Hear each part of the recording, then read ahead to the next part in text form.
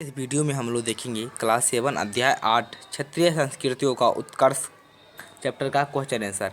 इस चैप्टर का question answer हम लोग इस वीडियो में देखेंगे क्योंकि आप सभी बहुत कमेंट कर रहे थे सर इस चैप्टर का क्वेश्चन आंसर जल्दी से लाइए। तो आपके भारी डिमांड पर ये आ चुका है, भारी डिमांड पे ये आ चुका है। आज के इस वीडियो में पूरे अध्याय का क्वेश्चन आंसर देखेंगे। तो चलिए स्टार्ट करते हैं। उससे पहले आप लोग चैनल को सब्सक्राइब कर लीजिएगा नेक्स्ट वीडियो के लिए, ताकि आपको अगले वीडियो का नोटिफिकेशन जो है वह आसानी से मिल जाए। चलिए देखते हैं और लाइक ज़रूर कर लीजिएगा। अब देखिए यहाँ पर आप सबसे फर्स्ट में आइए याद करें, इसका है 1 नंबर। उर्दू की उत्पत्ति किस शताब्दी में हुई? ऑप्शन है मेरा 8वीं, 10वीं, 11वीं, 12वीं। इसमें मेरा सही हो जाएगा 11वीं। अगला है मेरा उर्दू का शाब्दिक अर्थ है। ऑप्शन शिविर, घर, महल, दरबार। शिविर जो है मेरा सही हो जाएगा। अगला है ईरानी सिंधु को क्या कहते हैं? हिंदू, हिंदी, हिंद, हिंदिक। ऑप्शन नंबर 1 हिंदू सही हो जाएगा। अकबर के नवरत्न में इनमें से कौन थे? तानसेन, तुलसीदास, कबीर, बैरम खां। तानसेन मेरा सही हो जाएगा। अगला है तुलसीदास ने किस ग्रंथ की रचना की? इसमें हो जाएगा मेरा रामचरितमानस। आप लोग स्क्रीनशॉट ले ले फटाफट से। अब हम लोग देखेंगे आगे। अगला है मेरा 2 नंबर। निम्नलिखित प्रश्नों के उत्तर दें। इसमें है मेरा उर्दू का विकास कैसे हुआ? चलिए फटाफट से इसका देखते हैं। उससे पहले चैनल को सब्सक्राइब नहीं किया तो फटाफट से कर लीजिए और लाइक करिए वीडियो को फटाफट से। अब देखिए उत्तर हो जाएगा उसका, उर्दू का विकास एक अपभ्रंश भाषा के रूप में हुआ। इसमें अनेक भाषाओं के शब्द मिले हैं, जैसे अरबी, फारसी तथा तुर्की।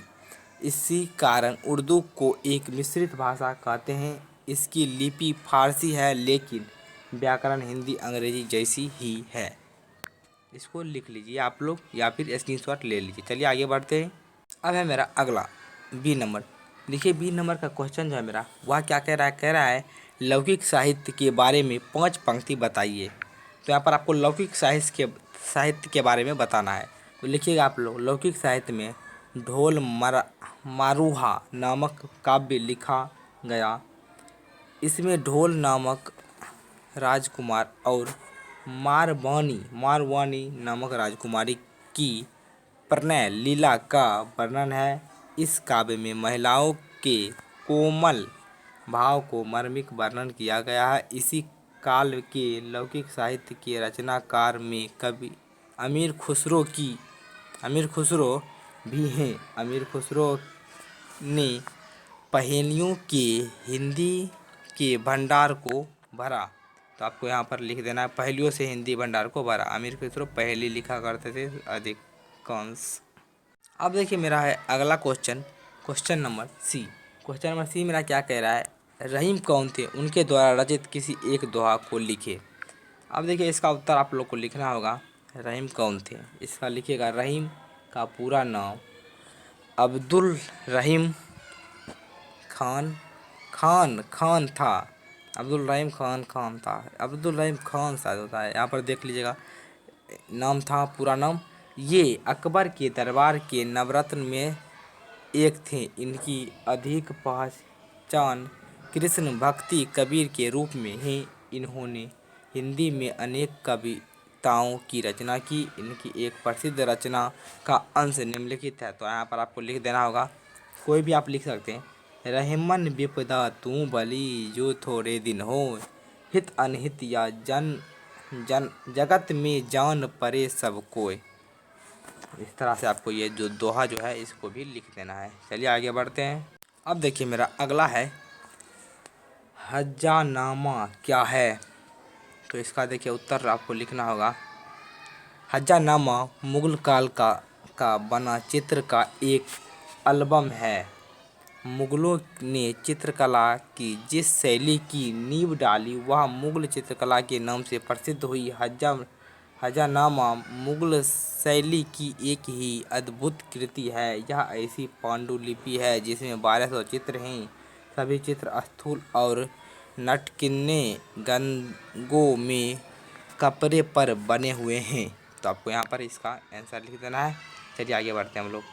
अब है मेरा क्वेश्चन नंबर ई, पहाड़ी चित्रकला में किन किन विषय पर चित्र यहाँ तक बनाए जाते थे? बनाए यहाँ पर होता, मिस्टेक हो गया है प्रिंट में, आप लोग लिख लीजिएगा।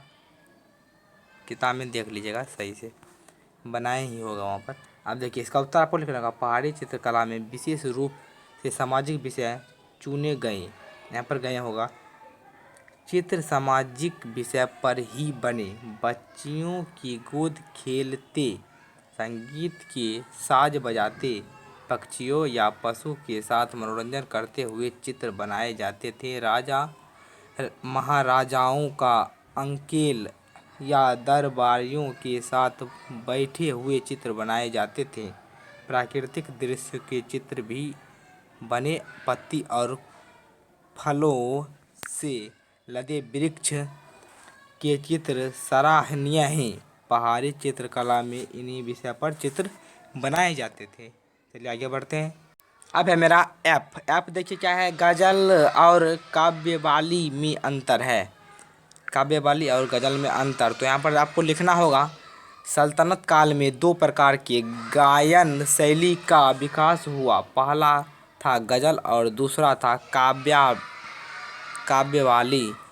गज़ल को अरबी भाषा में स्त्रीलिंग माना जाता है, जबकि हिंदी में इसे पुल्लिंग मानते हैं। गज़ल का शाब्दिक अर्थ अपने प्रेम पात्र से वार्ता। एक गज़ल में कम से कम 5 और अधिक से अधिक 11 शेर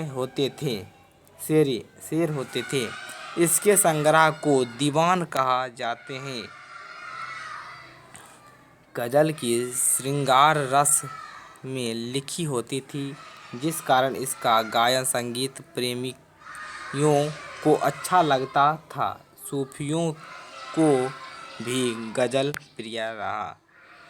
अब देखिए काव्यवाली के बारे में। काव्यवाली के बारे में आपको लिखना होगा काव्यवाली का चलन विशेषतः सूफी गायकों में था। कौल का अर्थ कथन।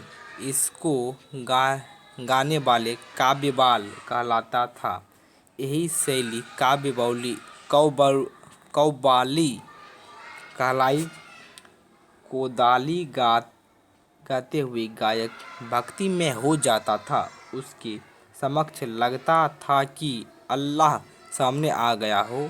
गाते गाते झूम और नाचने लगते थे। आगे बढ़ते। अब देखिए मेरा अगला है, हाँ आप लोग लाइक ज़रूर कर लीजिएगा। क्षेत्रीय भाषा एवं संस्कृति का विकास का क्या महत्व है? बहुत ही अच्छा क्वेश्चन है। देखिए इसका उत्तर आपको लिखना होगा। 16वीं शताब्दी के क्षेत्रीय भाषाओं में लेखन कार्य होने लगा। 17वीं शताब्दी के आते आते इसमें काफ़ी परिपक्वता आ गई। संगीत में काव्य भी रचे गए। बंगाल, उड़ीसा, हिंदी, राजस्थानी तथा गुजराती भाषाओं के काव्य में राधा कृष्ण एवं गोपियों की लीला तथा भगवान की कहानियाँ का भरपूर उपयोग हुआ। इस काल में मलिक मोहम्मद जायसी ने हिंदी में पद्यवत लिखा। इसका बंगाल में भी अनुवाद हुआ। उसके बाद है अब्दुल रहीम खाना ने कृष्ण को सामने रख अनेक काव्यमय रचनाएं की। उसके बाद आपको थोड़ा सा और लिखना होगा। तुलसीदास ने रामचरितमानस की रचना अवधी में की, जिसके भोजपुरी शब्द का खूब उपयोग हुआ है। सूरदास ने ब्रज भाषा में कृष्ण के बाल रूप का वर्णन किया। यह इनका महत्वपूर्ण योगदान था। उसके बाद थोड़ा सा और लिखना होगा। दक्षिण भारत में मलयालम भाषा की साहित्य परंपरा के प्रारंभ मध्यकाल में ही हुआ। महाराष्ट्र में एकनाथ और तुकाराम ने मराठी भाषा में काफ़ी कुछ लिखा। बिहार अनेक भाषाओं का क्षेत्र है।